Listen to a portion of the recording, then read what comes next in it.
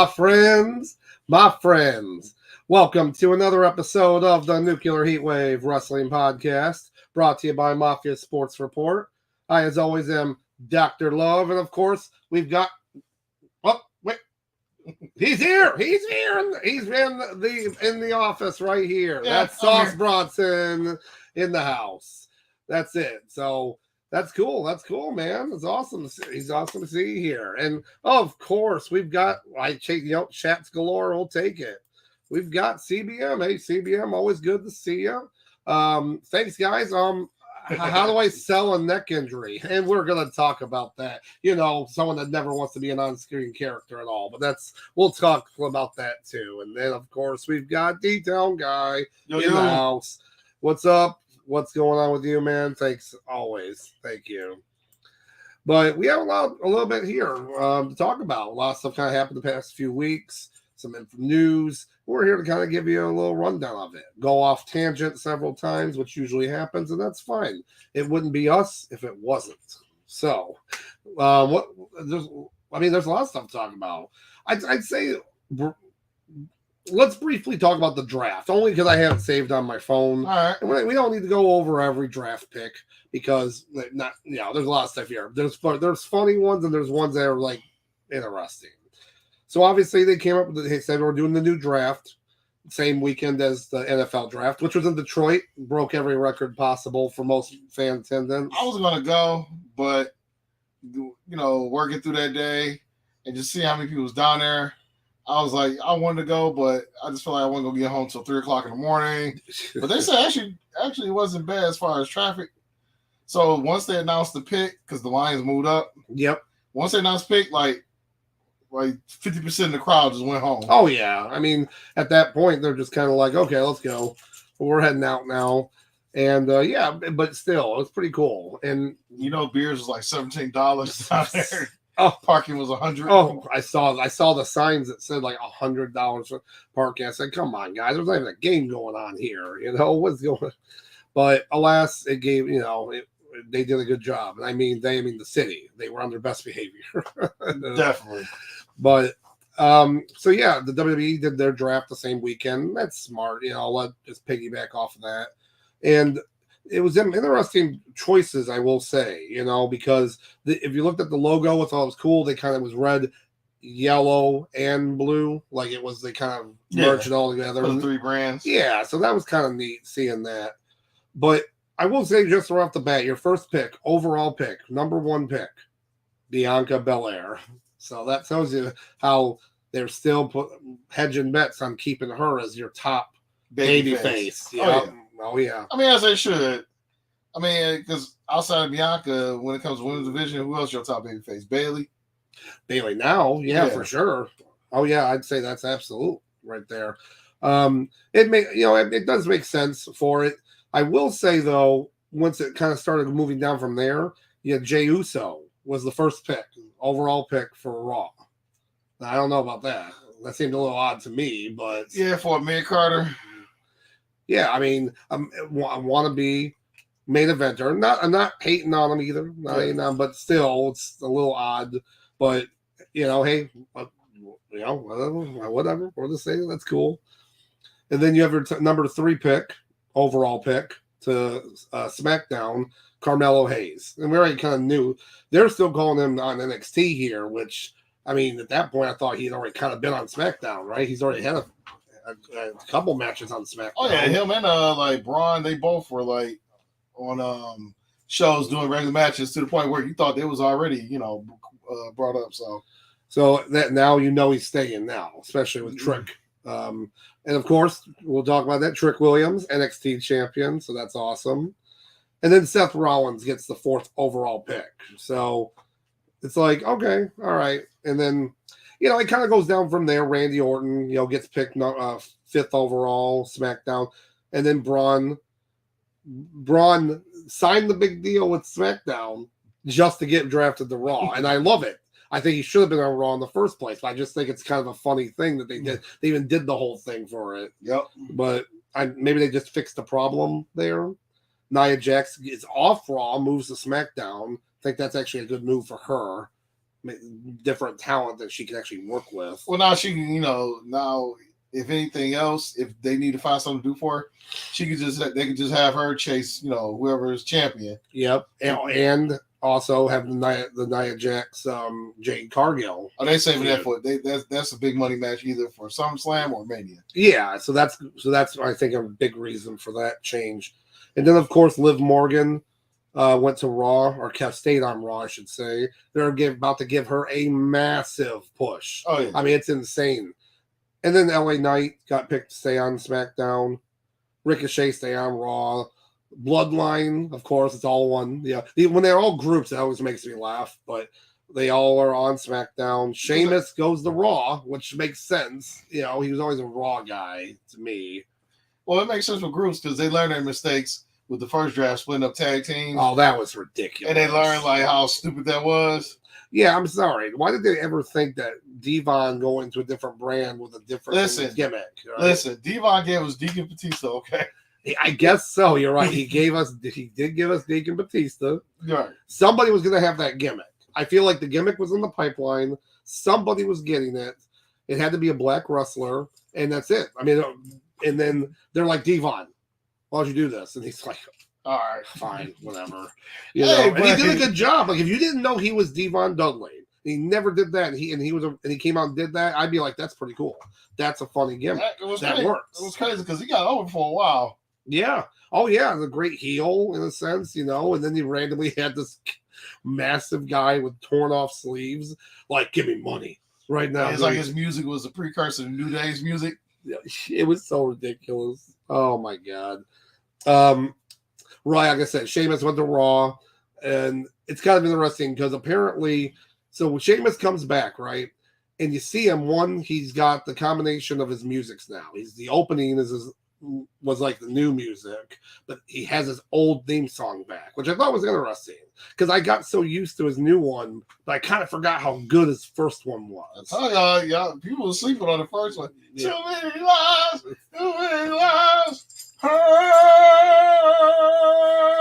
I will say though, when he came back on TV, people were not kind to him, and he actually went to social media, and this is where social media is such a big thing, and he basically said, "Look, I wasn't supposed to come back for 3 weeks. I was supposed to come back after the draft, re-debut from then, and then I was still working out, but they made me come up early. So it's." But now he's kind of like embracing it. Drew McIntyre getting them in promos. Burger after burger. But Drew's giving us some of his best work overall since he's been back with the company. So right. Oh, this is funny. We were talking about Deacon, Reverend Devon. CBM, better than what happened to Sean O'Hare. Well, I mean, the gimmick worked, but I guess not in life. That's not good. Oh. Ooh, that was dark. That was dark. I mean, his gimmick was the devil's advocate. I mean, I guess maybe they were like, hey, I didn't like you doing that, man. You didn't do it that well. Oh, we got dark. I didn't mean to get that dark. Then we got a D-Town guy. That sounds like an Adam Sandler version. Oh, my gosh. What? Oh, gosh. Oh, excuse me. But, yeah, so let's see. There you go. And then, but yeah, Sheamus, it made sense going to Raw. And we'll talk about him in just a little bit, too. Because now you can immediately have him and Drew, put together a 2-3 month program. So exactly. Yep. That's exactly my point. Okay. And let's see. Oh, and that's kind of interesting. Everyone I've just named here, Drew McIntyre was not part of it, which I thought was interesting until I saw the rules for the draft. The rules stated that if you were injured, you were not eligible for the draft. You just stayed on the show you were on. And he hurt his arm. Well, CM Punk apparently is not injured anymore, but Drew is injured right now, but still on TV. So take that as you will. But it looks like we do have another chat here. Time for UFO football. 1 thumbs up and a DDT to both of you. I like it. Shout out to UFL. Welcome back. I like that. I like it. Thank you very much. And then we got CBM. It would be if Drew went and said, shuddy yuppie. Shuddy yuppie. And that's better than suffering succotash. It's much better than suffering succotash. You know, someone at my work actually was saying that the other day. They were asking me like, "Hey, they kept saying succotash." I said, "What are you saying?" They're like, succotash. Like I'm like suffering succotash. Like yeah. Like and then I had to tell them, and they like yeah, like Sylvester the cat or whatever. And they're like yeah, and I said, I don't know what to tell you. Like I whatever. I mean, it was weird. Alpha Academy, the entire group stays on Raw. So it's interesting because, like, remember Alpha Academy right now, Chad Gable's heel, and he's now, like, making the rest of them be as good as him. They're not heels, in a sense. But it's a heel running the babyface group. So it's going to be kind of weird. Akira Tozawa's going to be done. Like, he's not going to be able to keep it up, and they're going to throw him out or beat him up or something. I already see that coming, probably. Oh, yeah. Andrade goes to SmackDown. That makes the most sense, obviously, because the Spanish crowd, the Spanish audience. Look at that. LWO, Fantasma de Gadlo is on there. Come on. That's gold right there.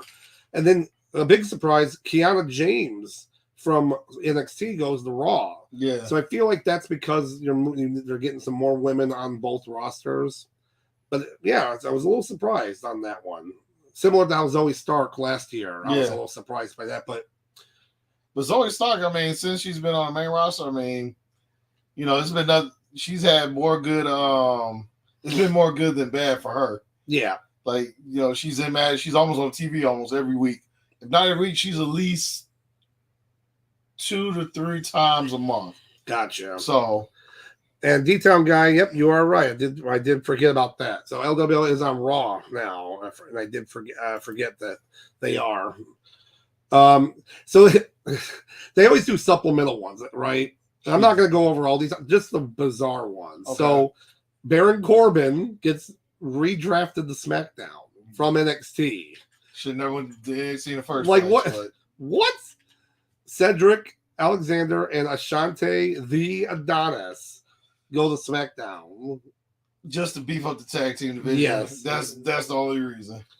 Yep. So, and then the rest are pretty much everyone else supplemental stayed on their brand. So there's nothing else to it. Imperium as a group, Gunther and Ludwig Kaiser, because no more Giovanni Vinci. They're like, nah, get this guy out. And he was good while it lasted. Well, he didn't do anything. Ludwig was the mouthpiece. He was good on the mic. He was good helping him with the jacket. Giovanni, you were there for like a while, but you were like nothing. Nothing. He's just there being a Genetti. But then Jade Cargill gets picked to go, with the overall pick number 2 in that. So it's like, okay, all right. Damage Control moves to Raw. Kevin Owens stays SmackDown. CM Punk stays on Raw, of course. Yeah. And then, of course, The Pride. They actually now use the name for Bobby Lashley. And well, at least they got a name now. The Pride. It came up. But we still don't know, like, I still haven't found a reason to be invested in them. We don't know if they try to be babyface, heels. 1 minute they're we don't know what's going on. No. Braun Strowman, the return of Braun Strowman. Hey, he's not wearing the H&M pants no more. No, he isn't. Maybe they finally told him, like, you can't wear those, bro. You can't wear those. Tiffany Stratton, of course, we knew that was coming, is on SmackDown. That's going to be huge. She's about to get a monster push as well. I'm all for it. Do you think she wins the title before or at SummerSlam? I see. It's hard. You strike when the iron's hot because she's got a hot crowd. But you already know Liv Morgan's right there too. Well, no, Liv's on Raw. Yeah, that's right. Liv's on Raw. Man. Well, because you got to think, because Wrestling is 3 months away, SummerSlam. So yeah, I think at that point, gosh, I don't know. If they gave her the championship, I'd be happy. I'd love it. But I don't think it's gonna be that early. I think they want to let Bayley have the championship for a little bit. And we'll get into, like, as far as Backlash, I'll get to my thoughts about about Stratton. So apparently, Drew McIntyre was in the draft, but he was like 11th overall. He stays on Raw. Nakamura goes back to SmackDown. Judgment stays on Raw. Big surprise. Like Naomi stays on SmackDown. Speaking of Judgment Day, I'm only talking about this now because when we talk about that match, I could care less about it. It's funny how Finn Balor can go from like a serious upper echelon wrestler to a goofy henchman. It's just like flip-flop, and he just makes it work. The reason why I say that, because during that match, when he gets super kicked in the face by Jay, trying to interfere, his body down there does a 360 off the side of the ring when he falls. It's just, he did like a Shawn Michaels type oversell on it. And I'm just laughing like, really? So when you're a crony, all it takes is one super kick and you're out. Oh, yeah, you're done zone. Done. Even JD, like when he finally gets his, gets his time. But like even the way he sold, basically the way they both sold this Jey Uso super kicks. Yeah, like they both damn near did backflips, off the hardest part of the ring when they was falling down. The hardest part of the ring. Yeah, but that's just Oh, that's fun. But then the next pick, I was very happy. I knew it was happening. But yeah, Ilya Dragunov going to Raw, and I'm just so excited for all the possibilities there. I mean, it's insane. So, and he's already made a big impact, which we're going to talk about here in a little bit. Oh, spoiler alert. Well, not spoiler alert, but I'm already calling it. King of the Ring is going to come down to LA Knight and Gunther. Okay. That's going to be the finals for that bracket. Oh, okay. I don't even know. I didn't watch none of it on Raw, but I don't even know what the bracket looks like. But, you don't even know what the bracket looks like. But I'm calling LA Knight versus Gunther. Gotcha. And of course, Gunther's going to go over. Oh yeah. Oh, Gunther's got at this point they're gonna have to do probably what they did with Lesnar that first year. Remember, like Lesnar, they gave him everything. Yeah. They destroyed everyone in the King of the Ring tournament, and then went on to win the championship. So whether that happens or not, I don't know. But Chelsea Green and Piper Nevin say I'm sorry, they moved. I'm step off 2 seconds, y'all. Oh yeah, no problem. New Day stays on Raw. Pretty Deadly. Yes, keep pushing them on SmackDown. That's all I care about. As long as they're back, that's all I'm worried about. Yep. Lyra Valkyria brought up from NXT again to help bolster that Raw women's division. Smart move. And then Candice LeRae and Indy Hartwell now move over to Raw. Move over to SmackDown. Yeah, no one cares. If I say them two, it's like Then the Final Testament. I'm still giving these guys a chance. No one else will, but I still try. I want to give them a chance, but either you gotta let Karrion lead or Elric lead. You gotta let one of them two. Yeah. If you're gonna keep Elric there, then just let him be the main leader. Hey, pretty much. DIY moves to SmackDown. Bronson Reed. No relation, by the way. No relation with Sauce Bronson here. Stays on Raw. And Blair Davenport gets brought up from NXT to go to the SmackDown brand, which was a nice touch. And again, so now we go to the supplemental. And I just have to laugh again about this. You have like Apollo Crews goes to SmackDown. Then you have like the Creed brothers stay on Raw. They bring up Dijak, Donovan, Derek, whatever he's been calling himself now. He'll come up here just he basically he's up here to put everyone else over. Yeah, filler. He's just there to wrestle filler matches. He goes on Raw, and then Giovanni Vinci goes to SmackDown. I'm like, what are you gonna do? How do you be there to put everybody else over? You were a jobber now. You were just a jobber.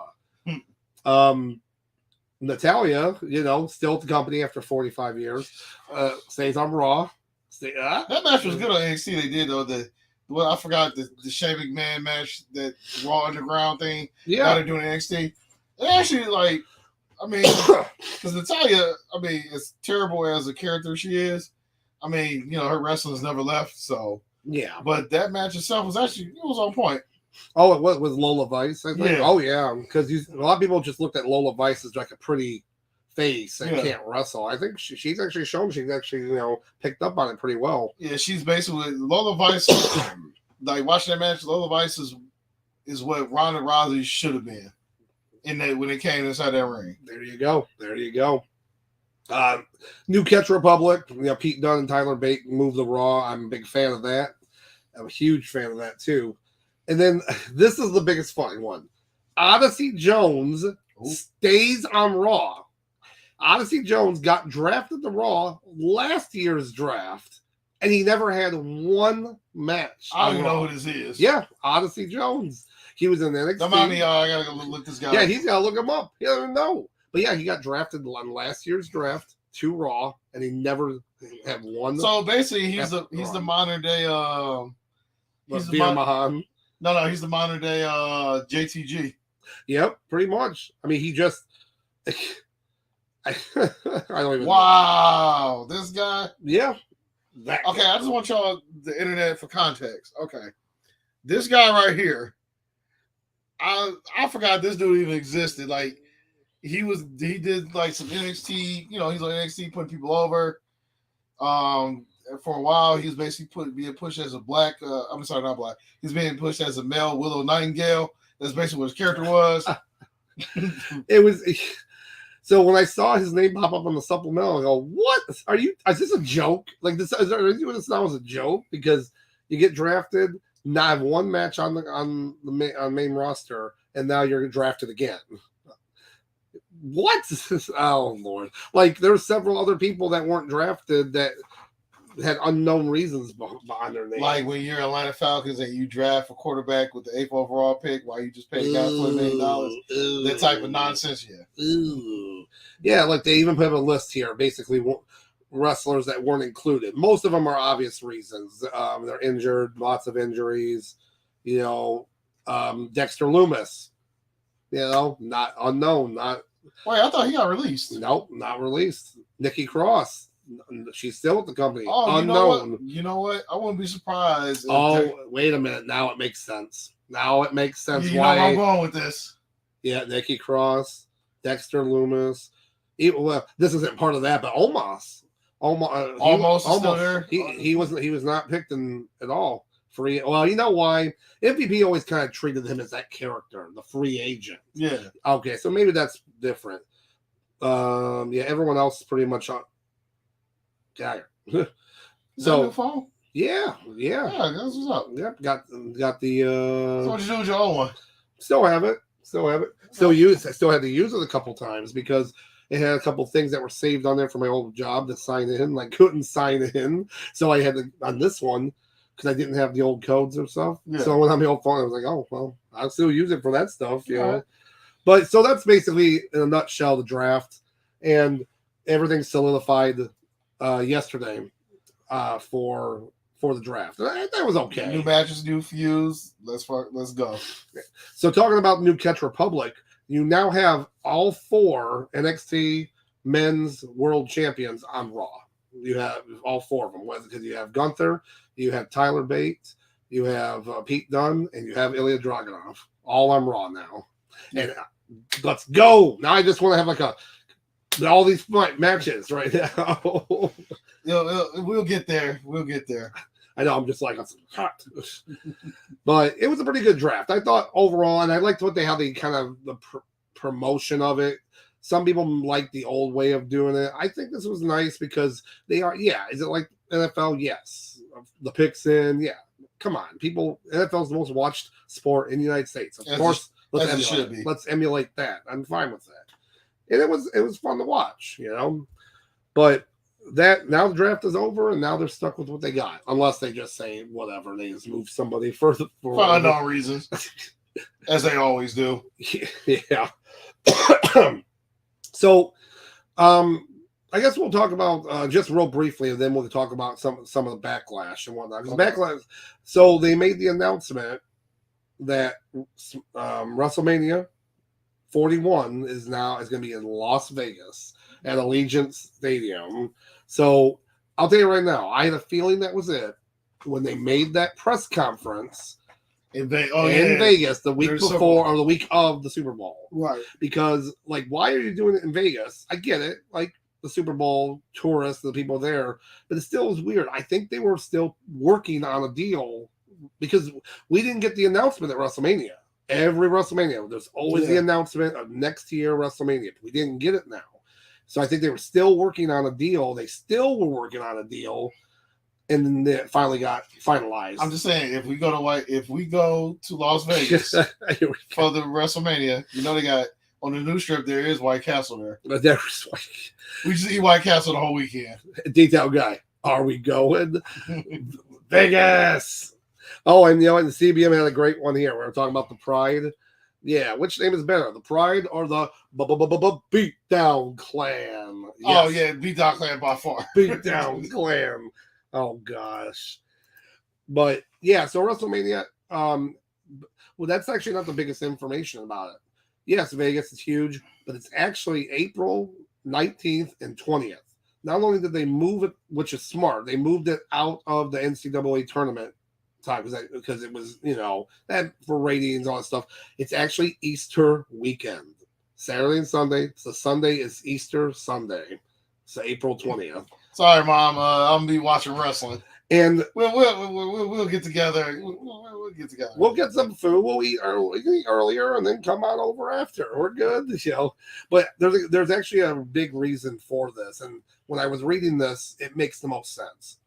Vegas most likely has a lull in tourists in Easter weekend. No one goes to Vegas for Easter, so their tourism is probably down at that time. Right. So they probably said, well, look, if you can do it this weekend, that'll boost all of our money up here, which is good for you, it's good for us. And what it makes sense, you know why? Because it's like Bill Burr said, follow the money never lies. Yep. And that would make the most sense. It kills two birds with one stone. Where WWE is out of the NCAA kind of window, and then they can make their money there too. Yeah, because there was people here watching the tournament on other TV, wasn't it? Yeah, I had a second TV on just if people wanted to watch it, because I'm like, hey, this is the tournament and kind of a big deal, right? the people that come over here for the WrestleMania crowd that comes over to Dr. Love's house, a lot of casual fans come over. So, which makes sense for the most part. People just, the casual wrestling fans, they're really just here for the camaraderie.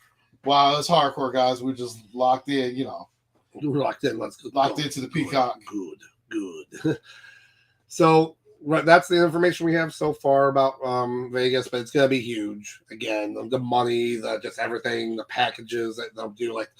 I'll just look ones up just for shits and giggles, how much they would be. They're gonna be stupid expensive. Oh, front row's gonna be at least $12,000. But so also, as we were talking about a little bit, the WWE had their Backlash show this past Saturday, and then of course another show overseas. So over in France. Oh, real quick.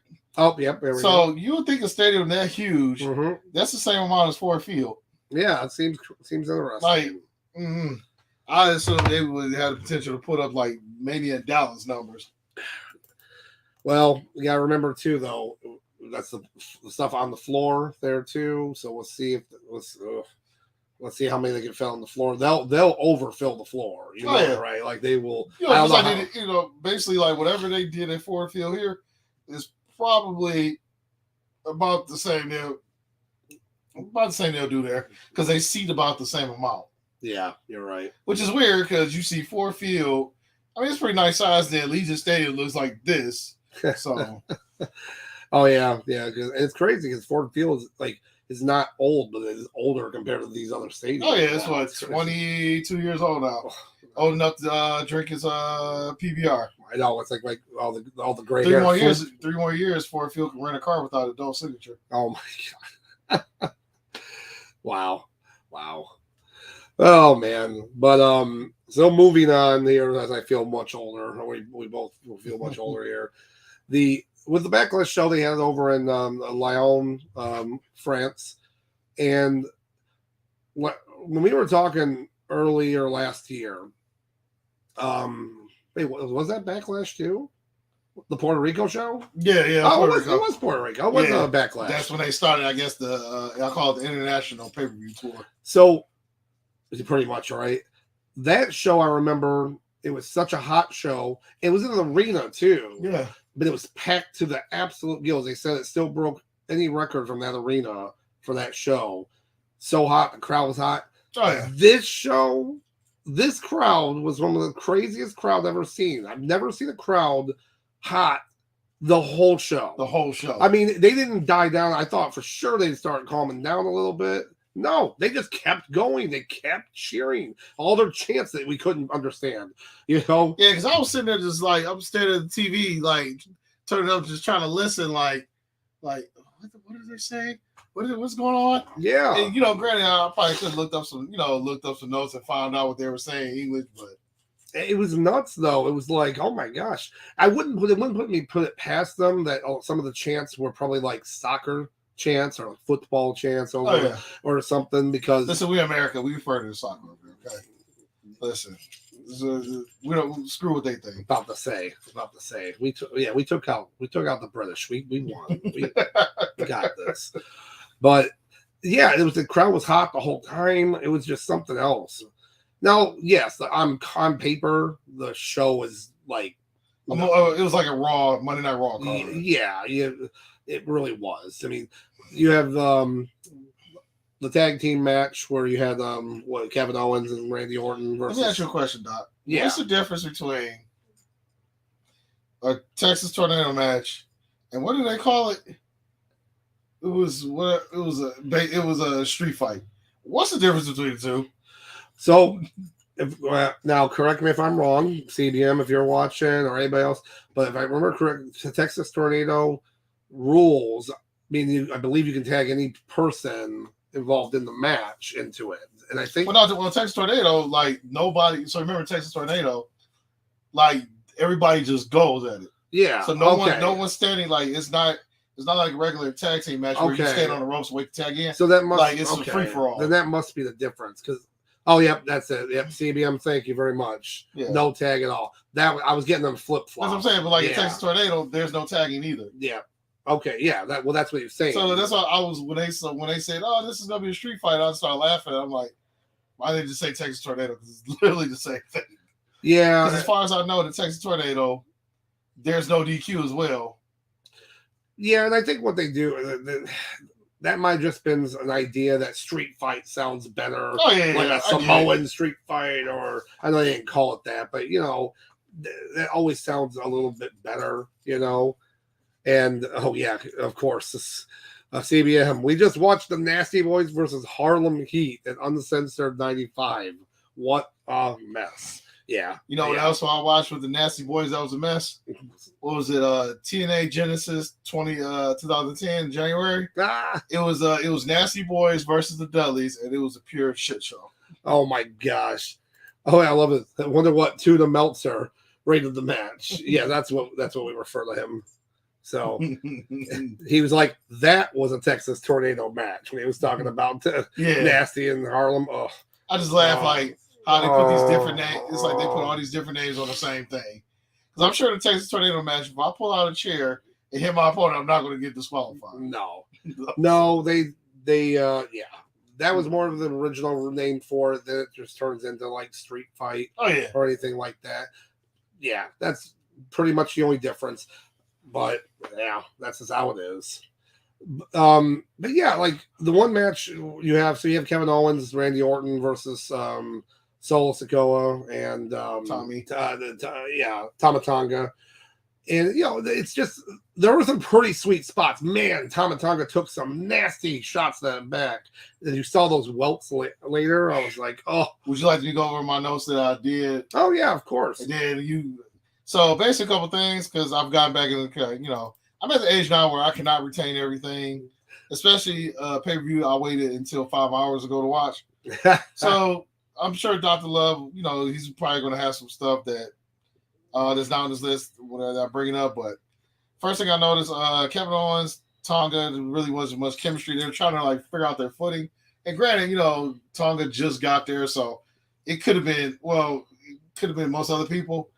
But the one thing I did notice I thought was funny was after Adam Pearce came out and he talked about he changed the match or whatever. If you notice it, if you watch it in the background, you see Tonga, he picks up the Prime bottle and just launches at Kevin Owens. But it's in the background, so you have to really, for some reason, I just happened to look that way. Oh my god! And I just bust out laughing. But what I was talking about, no chemistry between Owens and Tonga. But I would say the opposite was for Orton. Because Orton's chemistry with anybody, is pretty on point. Like, whether it was Tommy or Solo, like, it was just, like, he was just, like, not missing a step. And this says a lot about Orton, because I would say his ring work definitely outshines his mic work. And I swear to God, if Orton could just not sound like a robot on the microphone, he would be top 3 greatest. Right now, he's top 10. Yeah. And I don't know if you noticed this, but there was a moment when the fight spilled out to the crowd. Mm-hmm. Let me ask you this: did you notice something peculiar that Orton did? Not off the top of my head. So it's one of the. I guess CBM will probably back me on this one. I believe there's a rule, unwritten rule in pro wrestling, is you don't headbutt a Samoan. But the way Orton did it, he headbutted he headbutted Tonga first, and then he went over to Solo. He headbutted him, but then he started acting dizzy, like it hurt him.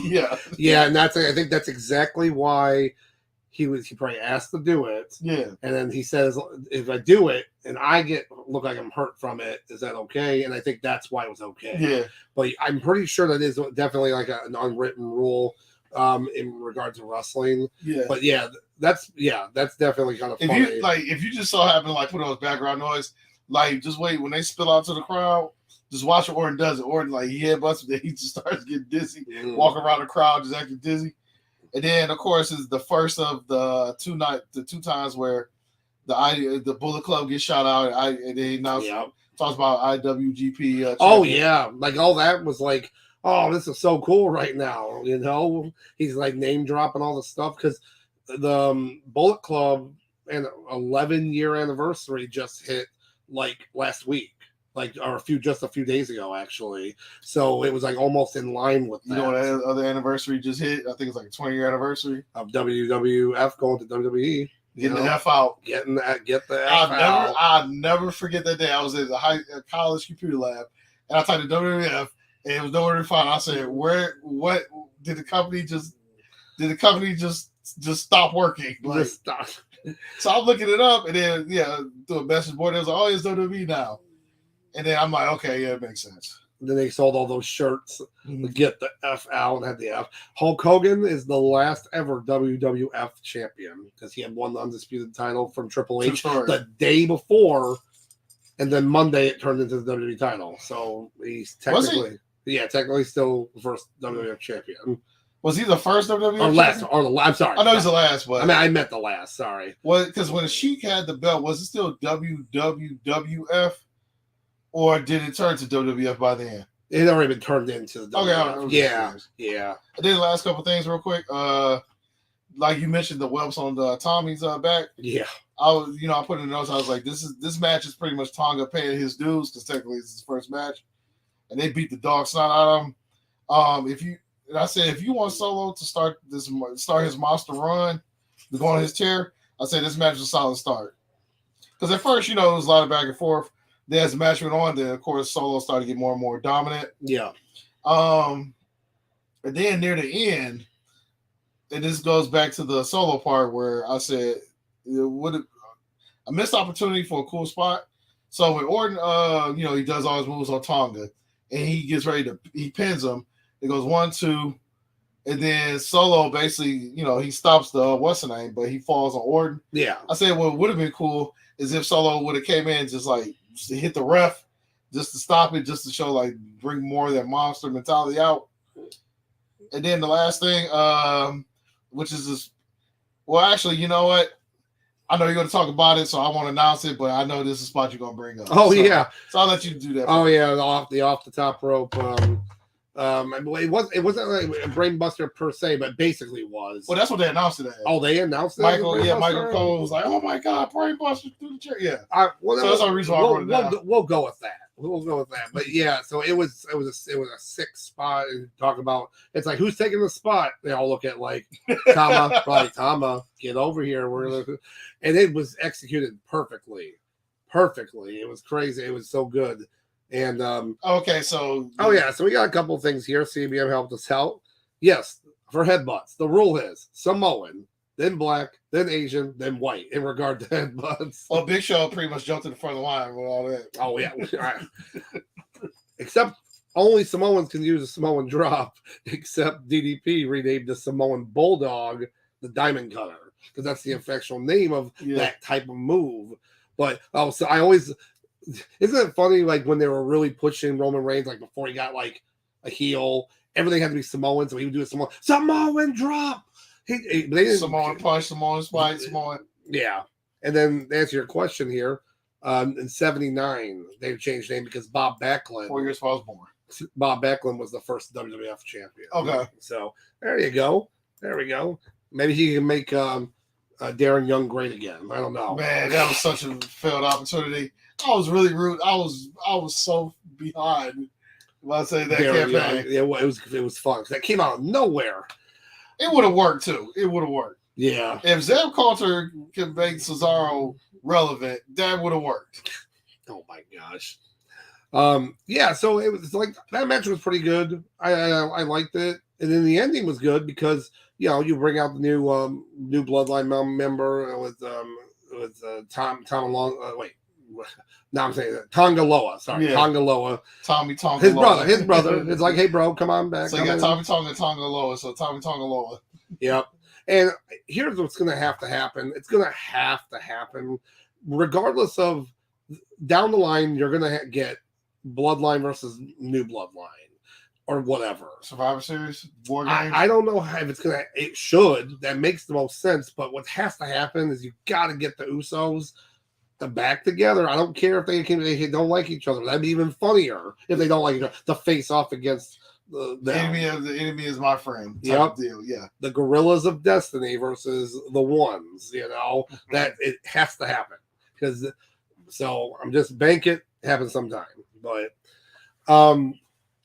But yeah, so let's get this one out of the way just so we can. Oh, real quick, what headlocks do you get? Oh, for me, I'd say I'll give it a 3. I'll give it a 3 headlock. I was pretty entertained by it. 3 headlocks.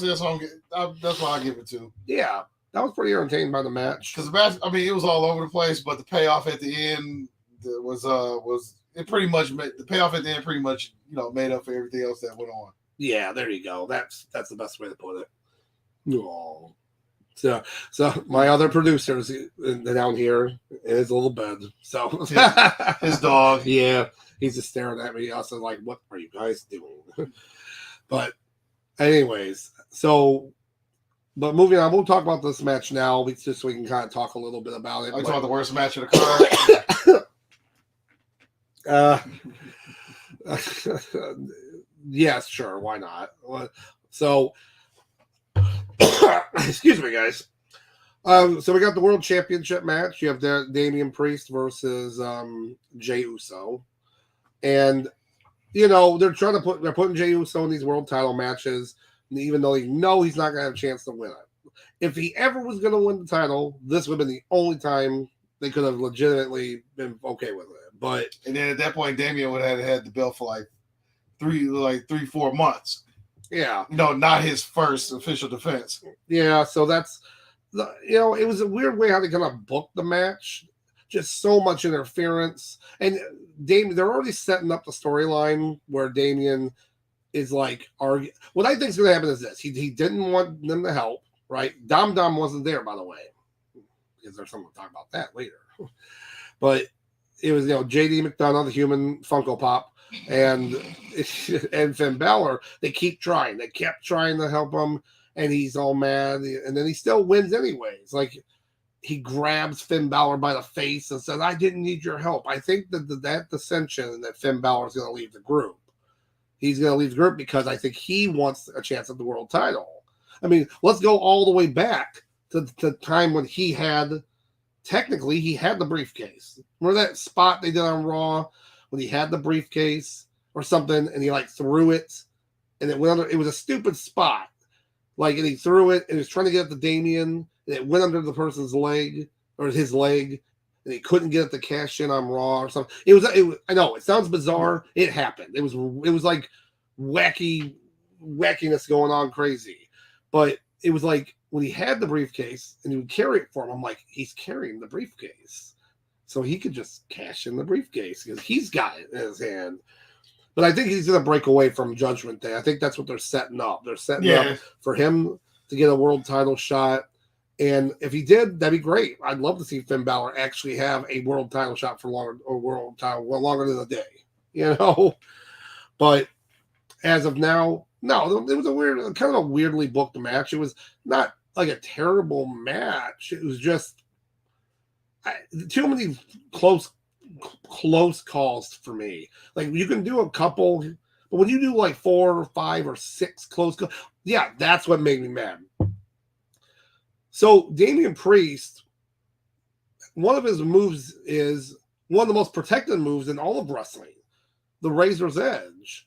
That was such a protected move even back in the day. Yeah. Now he doesn't really use it as much anymore because you can't do it to everybody. But when he pulls it out, like boom, that should be like done.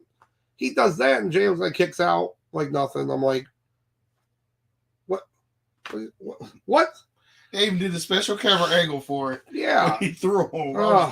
All right, so just stuff like that. It just was weirdly booked. So the only thing I can take out of it is because of all the interference that he didn't want on his behalf, they're going to be setting up just for Finn Balor to leave the group, and because JD McDonough is Finn Balor's protege, who he brought in, like in real life, as his like wrestling protege, I could see him leave too. It's all different now with Rhea Ripley on the shelf, So I don't know. Like to me, overall, I can only give this a 2. I can only give this That's a fair. 2. Would you like to hear my notes? Yeah, of course. So hit me, Sauce. Bam, extra sauce. So first thing that came to my brain was I said Jey Uso is a proper pair of tights and a 6-pack away from become WWE champion. Everything else is there. I just feel like when he gets rid of the hammer pants, he'll be on his way. And then seeing Damian Priest come out with the big gold and whatnot, and they're announcing him as champion. I just thought to myself, I said, man, that should be Jinder Mahal right there. That should be Jinder Mahal. The modern day Maharaja. I'm telling you, if that big gold was out, back when he went through his small title run, he would have had at least a good 6-month run. Yeah. And I will still defend his run, his WWE run. It's better than a lot of other guys' runs. His run was better than Kofi's run. It was better than Big E's run. And that's all I got right now. Better than Miz's run. I mean, listen, I'll give you that. And I like Finn Balor's 1-day run was better than Miz's second run. Nah. Miz had a good first run, but the second one, yeah, it was booty cheeks. And then I noticed that the antics as far as with Jay with the Yeet was kind of remind me like old school Ric Flair just taunting the opponent. Yeah. I noticed that Yeet has become the new Yes. Oh yeah, that crowd was insane. That crowd when he came out, I'll give him that. If I could just give the entrance an open like a rating, it was insane. That whole crowd was losing their minds. Oh yeah. And on a side note, apparently Cleveland in the NBA playoffs, their opening thing to bring out the players, they did the thing. They tried to recreate it. And I'm like, that's interesting. So that's kind of cool though, seeing that. And then the last thing, so post-match, as you said, it benefited Priest. But the match itself, I feel like it benefited Jay more than it did Priest itself. Mm-hmm. Like Jay was the one that he ended up looking good even though he lost. He actually was the better looking one of the two in the match. So that's all I got. And that tells you something right there. If that's how it comes off as. So yeah. So what was your rating for it? Two these. 2 headlocks. Bam, bam, bam. So yeah, I mean, Sauce will be right back. But when we talk about our next match, I'm back and forth on it, but I think a lot of people are as well. So basically, the next match is you have the women's tag team championship. So you have the challengers, Jade Cargill and Bianca Belair, versus Damage Control. Like Kairi Sane and Asuka. And it's like, you knew who was winning, right? Like, it was kind of like, you knew that who was going to win this match. And every single eye is on, Jade Cargill at this point. Is all this match was about. Yeah. So when I watch the match, when I read the comments from people on the match, but it's hard to because, wrestling fans are so toxic. They really are. It's like, yes, did it get sloppy? Yes. Every match can get sloppy when you have more than two people, okay? It really can. But I will say that at the end, everything got resituated and back, and they pulled off a pretty solid, powerful ending to the match, in my opinion. Now, Sauce, you had a good point about something, though, about what Jade and kind of her momentum in the match. You were saying about with the referee. Yeah, so in one of my notes, the thing that really killed the match, well, not killed it, but like it really hurt the match was the ref when he said, I believe it was Kairi Sane. Yeah. When they said that she wasn't the legal person. Yeah. Basically, so then they just kept going as usual while Asuka is sitting there on the corner waiting to get tagged in. And then they did the tag. I'm like,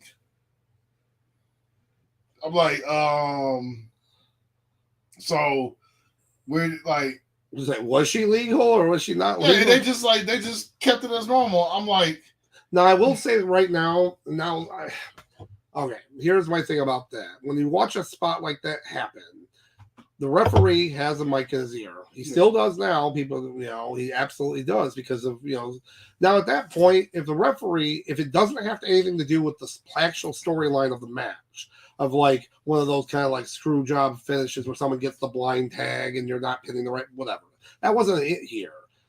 The referee could have just ignored that and just let it go on, let her kick out of this thing. Or so, I don't know. It just doesn't make sense to make her look bad in that sense. And I'm not saying it did it absolutely on purpose, but it just doesn't make sense. I would rather have been, because nobody would have paid attention. If they didn't do that, nobody would have paid attention to what that. What really hurt it was Kairi saying was her body language, because she just looked instantly frustrated. Because then it took her a second to like kind of ad-lib and like, okay, what do I do next? What do I got to do next? So Kairi saying she's very bad at holding her emotions when she gets pissed. Hell, Mark Henry a couple weeks ago got pissed off randomly about her, and I had to read the article because I was like, why is Mark Henry getting mad about Kairi Sane? He got mad because it was about the match at WrestleMania. He said that when they got in the ring, but then the challengers like Jade Cargill and them got in the ring. She stayed in the ring while they were getting in the ring and doing their entrance, and it was like in the corner and was like rubbing her feet on the mat, but she was still in the ring. And he said that was very disrespectful, which I can totally see where you're coming from. You had your entrance. Now the faces come in. Let them have it. Because you never see heels stay in the ring. If you never see it. Not really. I guess it's a little different if you're how big of an entrance you have. Or a multiple person match, maybe. Right. But I was saying, because there's been times where I'm pretty sure where Seth Rollins was the heel and then the babyface coming to the entrance. Seth Rollins would just like lay on the turnbuckle corner. He would just sit there and just look. Yeah. Like menacing and whatnot. But I get what Mark Henry's coming from. Yeah. So it seems like she can't really hold like her demeanor in the ring if something goes wrong. Yeah. But like I said though, what were your other notes on that match? So, but I will say with the ref, like you say, he could have ignored it, or he could have just been like when she goes for the pin. Because if I remember correctly, did the ref when the ref announced it, did he get down on one knee and start the count, or did he just like? Did he even get down on one knee and start the count when he announced it? Or he just stood up? I think he just stood up, yeah. Okay. But I would have here's how they should have did it. At that point, if that was the big deal, they should have been like, you should have told him like he should have been like, no, I can't. And then at that point, Carter be like, what's wrong? Like you're not the legal. She is. And then I would have like at that point, I would have looked over at Oscar and like waited to tell her like come on in. Yeah. They have Oscar come in and just beat up Cargill while Io Sky rolls out the ring, and then keep it moving. Yeah. Because that's always when you have that dead space, that dead air, so to speak. That's when you'll lose that crowd. Thankfully, it was in France, and the crowd, still hot in general. Because because no matter how long you've been in the ring, not everybody knows how to fill that dead air, how to ad lib. Yeah, all I'm saying was if Snoop Dogg could have came in ad lib and make his segment work. There's no reason why, Akari Sane couldn't have, or the ref, or somebody could have. But as far as the notes go, boys and girls, well, going into it, I said, okay, this match is really just about how well Jay, see how far she's come along with her training. Yeah, because this is technically really her first match. Because the Rumble, she was just in there for a spot. She was just, spot fest. The Wrestlemania, the 6-man tag. She was just there. Yeah, she was there so they all did their moves. And then, so I got the ref thing out the way. And I said the one good thing that I pointed out about this match, I was worried that they were going to like Goldberg her, where they basically just keep her on the sideline and just have her come in and do dominant moves and take her back out. Yeah. That's what I was worried about, because for a while, Bianca was in there for a minute. And she was, yeah. And who I will say was the MVP of the whole match. Bianca, because she was basically the workhorse. Yep. As far as it, and I did laugh because I said Jay looked like a 12th grader just beating up 5th graders. It was funny because Jay. Stop hitting yourself. And it's funny because Jay looks like a towering giant until she's standing next to somebody who's over 6 feet tall. Yeah. Yeah. So when you're looking at like Asuka and Kairi Sane, it's like, hey, how you doing? Because for the longest, I thought Jay was like 6 feet, possibly. But then she stood next to Trevor Lawrence, and then she just like she basically might as well have been Asuka. How short she looked next to him. Yeah. So that's interesting. Yeah. Huh. That's it's interesting. A little side note here. I was just reading something that talked about. There's an article that former NWA Women's Champion Camille is signed with AEW, and I was like, okay, that's cool. He signed with AEW, whatnot. And I was reading this article. Well, in the comments, of course, and people were saying, good stuff, bad, whatever. Well, somebody went, yeah, I can't wait. She goes there. She's just gonna tower over all these women, and I'm like, and I don't ever write nothing because I don't like because people don't. I don't know if you know, but she's like 5'6" or 5'7", maybe. I literally met her. I know how she was shorter than me. She was very short, and then of course, had the people come message back. No, she's like 6 foot tall and stuff. And I'm like, I guarantee she's not. You know who else looked tall until she stood next to somebody who was tall? Bianca Belair.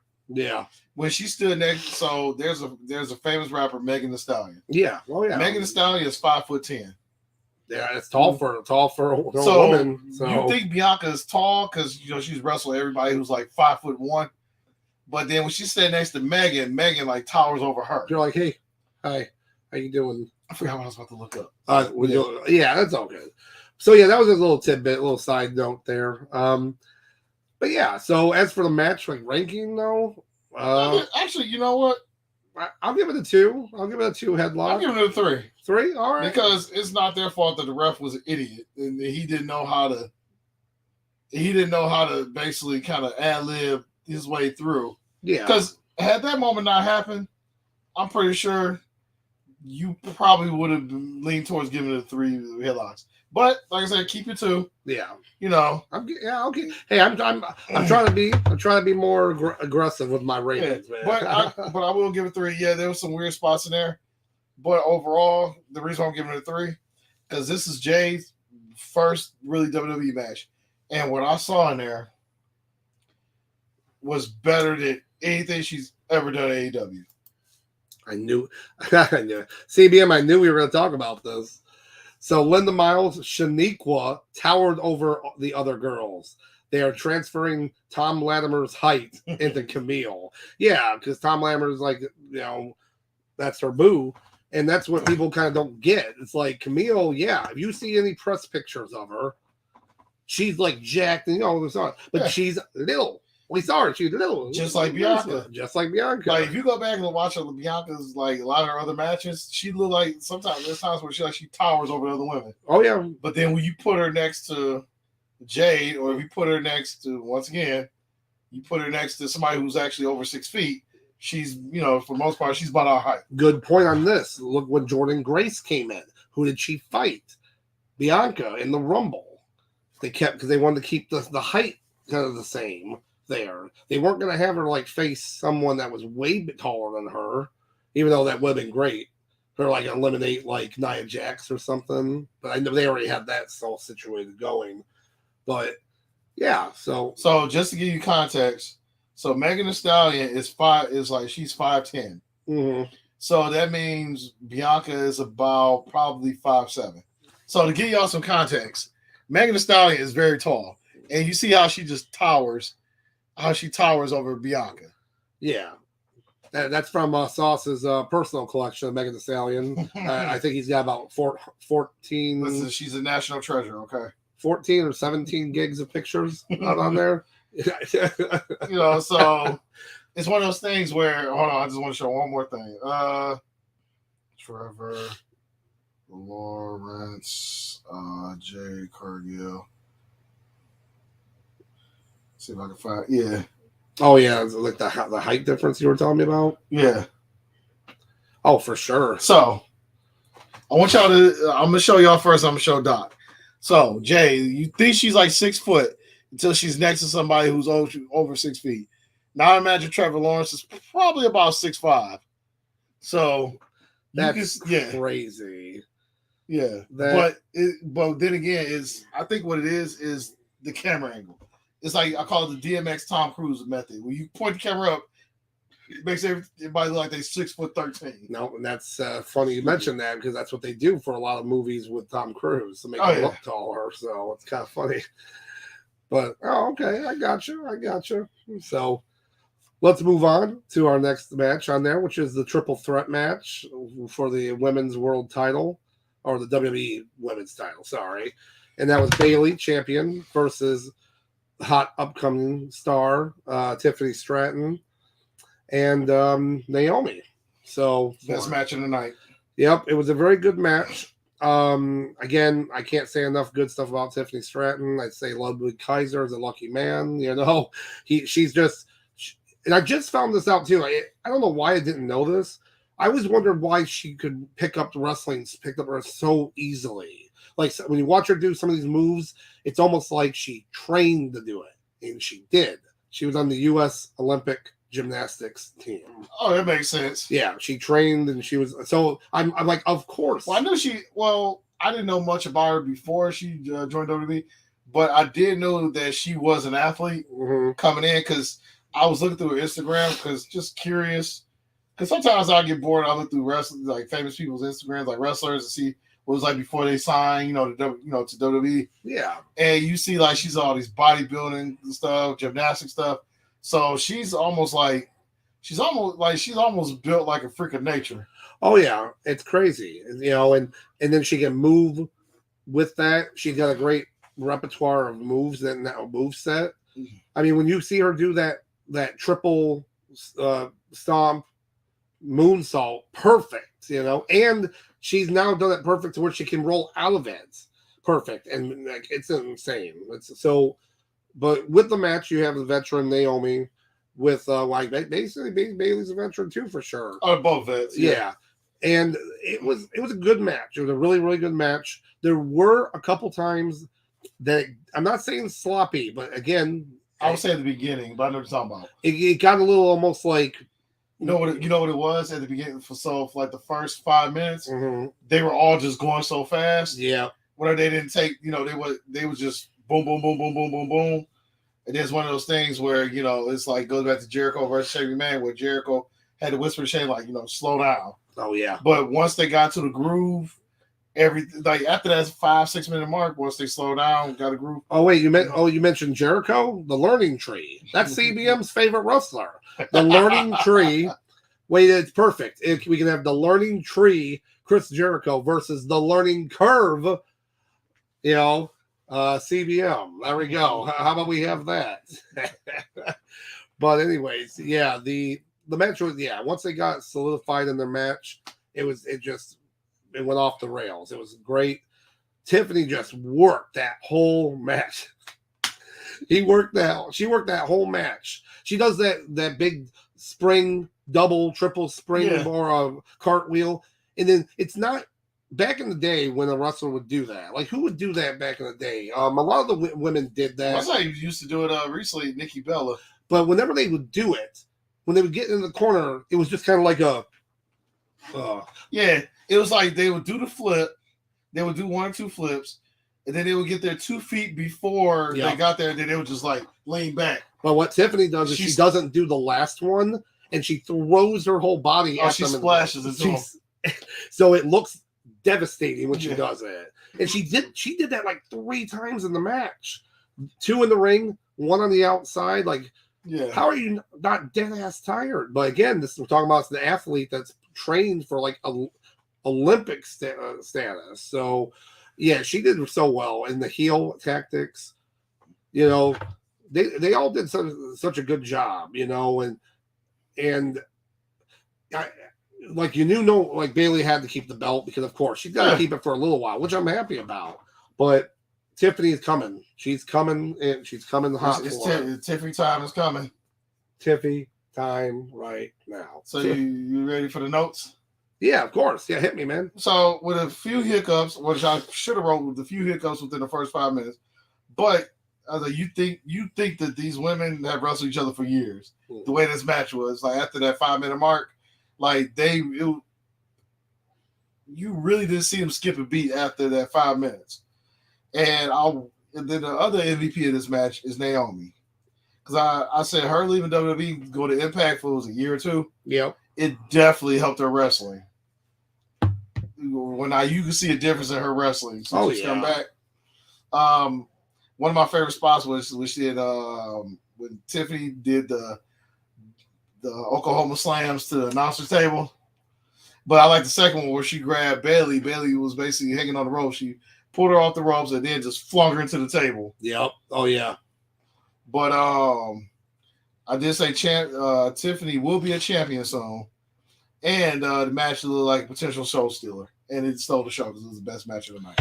Yeah, it was great. I'm already in my head seeing her as a champion.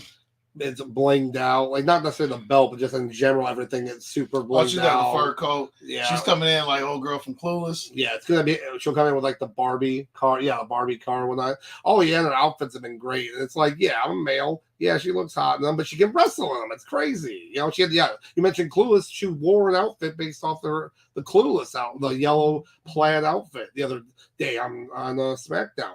In that match, actually, she got a lot of crap for, or booking wise. That was the match where Bailey came out and was like, "I'm champion." Blah, blah, blah. Yeah, the Detroit show. Oh yeah, I forgot. I forgot that was Detroit. So it was Naomi went over on Tiffany clean, and everyone was like, "Well, there goes Tiffany's bush." Well, I'm like, no. The whole point of that match was to set up a triple threat match. Tiffany obviously is like you're one of your number one contenders, even though it's not named. But Naomi's in there to show that she's in there too. Because Naomi was losing like damn near every match she's been in. She came exactly. Back. So she had to win at least one. So and then she didn't win. Like she won by like a roll up, basically. Like if I remember correctly, it was kind of like not roll. You know how they kind of roll them up like that. So it was like it didn't hurt Tiffany. The people thought she was like it's like she wasn't Goldberg.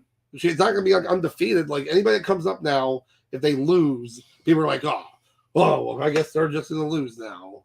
When Braun Breaker loses his first match, they're all gonna say that. They're like, oh, I guess he's just some other guy.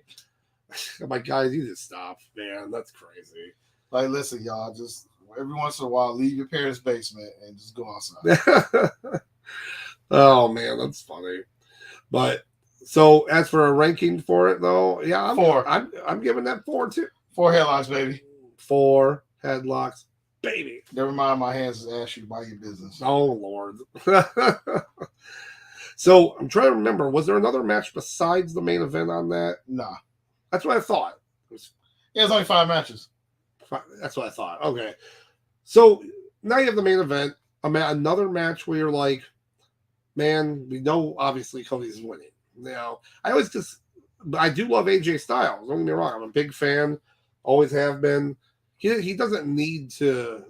He really needs to just start his progression for retirement. Honestly, like, not in a bad way. He doesn't need to wrestle anymore. He's got like 4 kids and whatnot, and they're in. Well, most of the kids is grown now. Yeah, I guess they're more grown now. That makes sense. But still, I think he doesn't really need to do it. I mean, if he wants to keep doing it, that's awesome. Put over the talent, whether it's in this match, other matches, that'd be great. So, and he did already like LA Knight, put into a good feud with him. But as for this match, yeah, it was pretty good. There were some good spots here. There was a lot of that same kind of near fall type spots in this.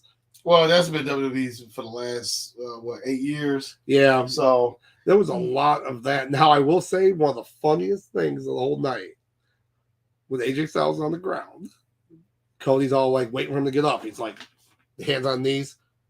He does a cartwheel and then does the Stardust thing in front of his face. I'm like, what? What just happened? Yeah, I was like, Cody. So when I watched that, because I went to Coney Island to get something to eat. So I'm sitting there, at the bar area, and I just bust out laughing. I'm sure people around me was like, what is he laughing at? Like, don't worry about it. I mean, when he did it, because it came out of nowhere, and we're like, what is this, like psychological warfare now? You're messing with my head. But yeah, it was good. It was a good match. It showed off their prowess, all their wrestling ability. And I will say that off the top rope, Cody Cutter was pretty sweet. Yeah. Because now you do the Cody Cutter off the rope so much that you had to do something different. You were trying to set that off. Well, I guess he felt like, especially for a main event, the match. So yep. So that was a smart move, and he did it in a way. I guess when you the cutter's done, obviously you kind of hit him and you bring him straight down. Yeah. But in this case, AJ sold it better because in the sense when he grabbed him, he kind of went down hard on his head, like down. So it looked more devastating. Yeah. Because I like when a move looks devastating. Because most time Cody jumps back and basically the other person is there to catch him. Yep. Versus with AJ, because he's a songbird of our generation. And, the way he took him down, made it look more impactful. Yeah. But, yeah, it was really good. And even the Crossroads will look devastating, too. Like, well, now, ever since he won the belt, since he, as far as Roman, now he hooks it in. Now he wants to make it look more devastating now. Like, this is it. You ain't kicking out of this now. Yep. The good old roll the dice. Would you believe it? This jobber from the Natural Born Thrillers in WCW in 2000 had this made up this move. The roll the dice. Really? Yeah, Reno. That was his name. My God. But what were your thoughts on the match? I didn't write no notes, but you gotta have it. But this match, first of all, is 4 headlock. Reno. I have to say, CBM knows. Yes, Reno. We know we get. So definitely, it was definitely 4 headlock worthy. What I definitely liked was this was a wrestling match. Not a sports entertainment match, not a spot fest. This was a wrestling match. Yep. And that's what I like to appreciate, especially the first 3 minutes, them trying to do chain wrestling against each other, which is something you rarely ever see at WWE. I mean, maybe once a month you might see it at AEW, Impact, or everywhere else, but WWE, you don't really see much of that because, their matches are tailored different. Yeah. But all in all, we all knew who was coming out the winner. I just want to be entertained because I saw it was about a 30-minute match. It seemed like. Yeah. But I said just entertain me for about 30 minutes, and that's what they did. Absolutely. Yeah, so that to me, definitely that's a 4 headlock match. Oh, what's up with all these heels wearing black and purple? I saw that and I almost thought of the Undertaker, like when I saw it, like when he was in his black and purple. The Damian Priest stupid ass outfit. And then, the bisexual Undertaker. If Damian Priest just needs to not wear the chest, he's worked out. Yeah, the chest is fine now. Like before, I understand but no, he's getting rid of the stupid, BDSM outfit going on here. It's crazy. Oh, AJ, I was just looking like, why is all these heels wearing black and purple? But overall, this is a solid match. As far as pay-per-view itself, very solid pay-per-view. I think the crowd definitely, boosted it up. For sure. I mean, during that match, the crowd continued to sing Cody's theme music as loud as possible. And then when they cut to AJ, the crowd was jumping up so much the camera was shaking. Yeah. And I was like, what is going on? This place is gonna collapse. So that lets you know, US audience, we got work to do. Yeah, I know. Because now that gives them more incentive to go overseas for these shows when they know they can sell and they appreciate it, And I don't mind that now, with WWE, so from Mania to SummerSlam, do an international tour. I'm fine with that. Yeah, and these shows, it's the difference between these shows and then the Saudi Arabia shows and whatnot is these shows. I'm not saying in Saudi Arabia they don't have fans that want to watch wrestling. They definitely do. Because one of them literally wanted Yokozuna to show up. So. Definitely. Sorry, buddy. Sorry about that. But it's there's a difference because that how they got that deal to do that. It's compared to actually going to these places, Clash of the Castle. Now they're going to Germany this year, Bash at Berlin. Because they've seen that, hey, we haven't had wrestling here or for a long time, depending on the situation, and they really want it.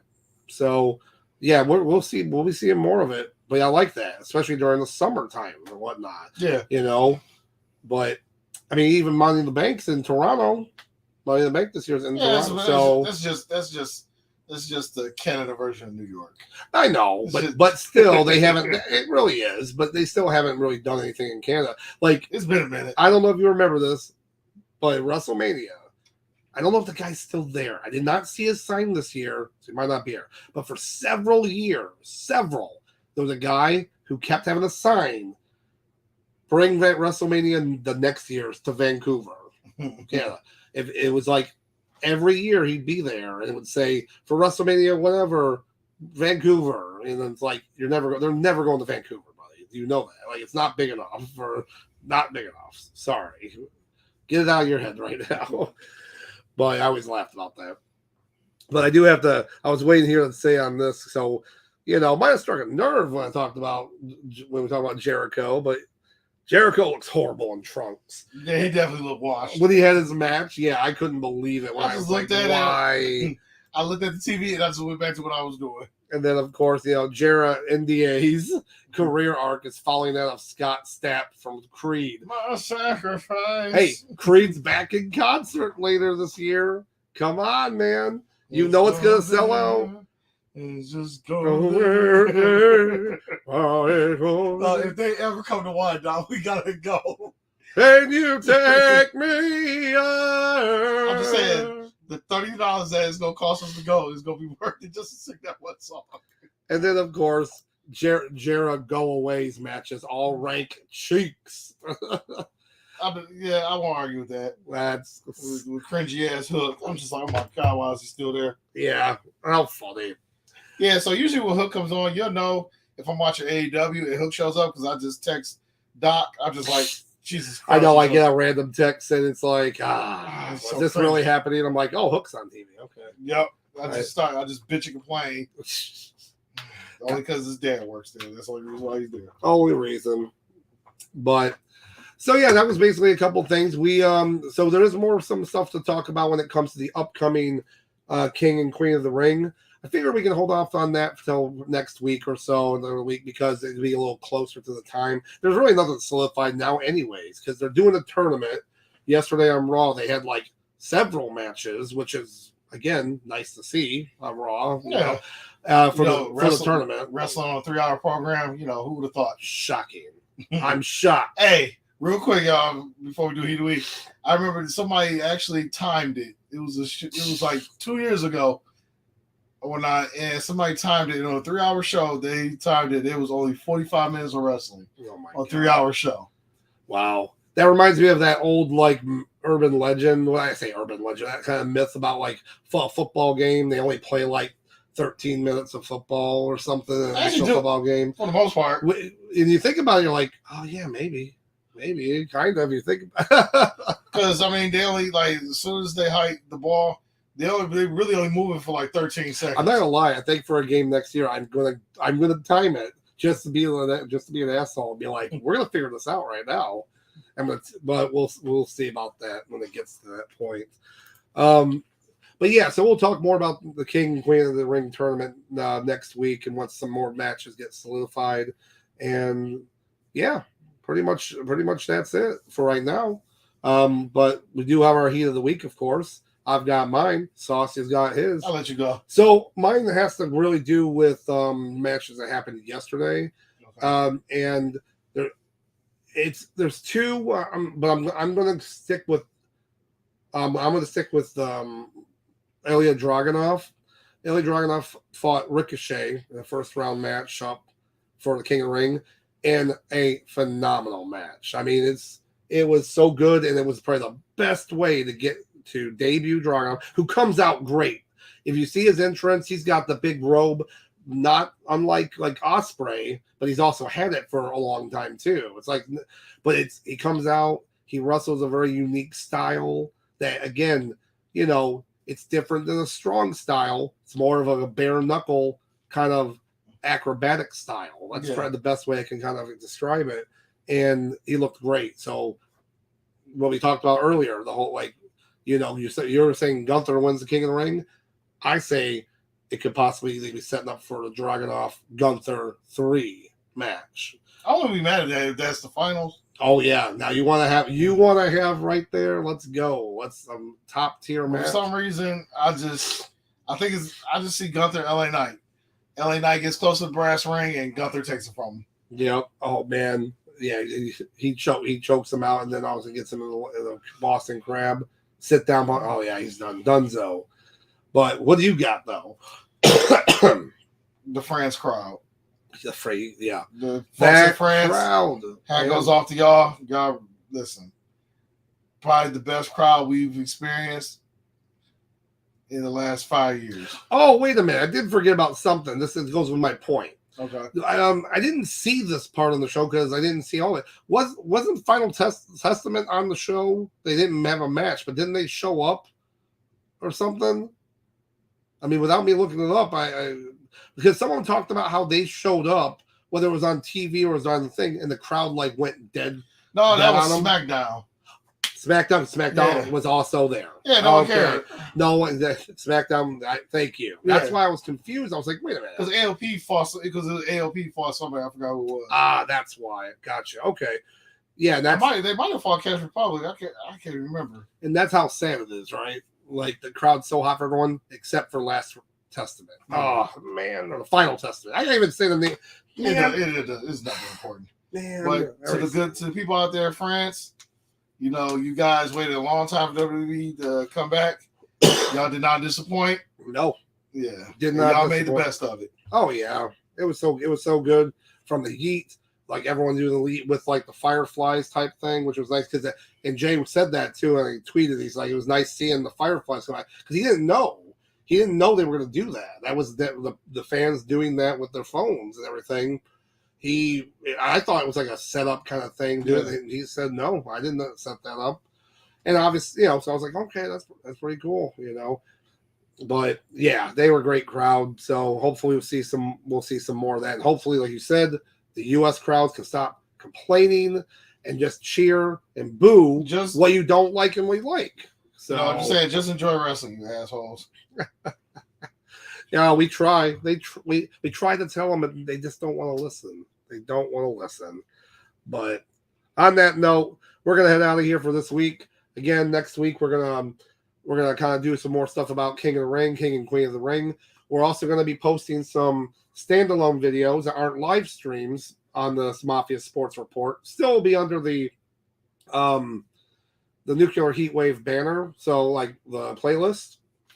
But they're going to be just a little bit tidbits here and there. One theme for sure is going to be best, quote unquote, best and worst of t-shirts, official t-shirts in wrestling. Pretty much, I say history, but yeah, wrestling history. And there's some horrible but very memorable ones. All I can remember is cock locked and ready to unload Val Venus, or was APA where he pounded ass. Yeah, these are real shirts, guys. And I'll tell you right now, it's pretty funny. I think I own a couple, not those, but I have some of these in question. So Freakzilla, I think I still have the Freakzilla was good. That was legendary. The Freakzilla shirt. I think I would Incredible Hulk out of that shirt if I wore it now. But yeah, so be on the lookout for those. But I think we're gonna head out of here. So thanks again for all the chats here. We love all that and all the viewers. All right. And on that note, listen, I hope y'all enjoyed wrestling yesterday. Enjoy wrestling today. And I hope that y'all enjoy wrestling tomorrow. Oops. Peace out. Always do the wrong hand. Always.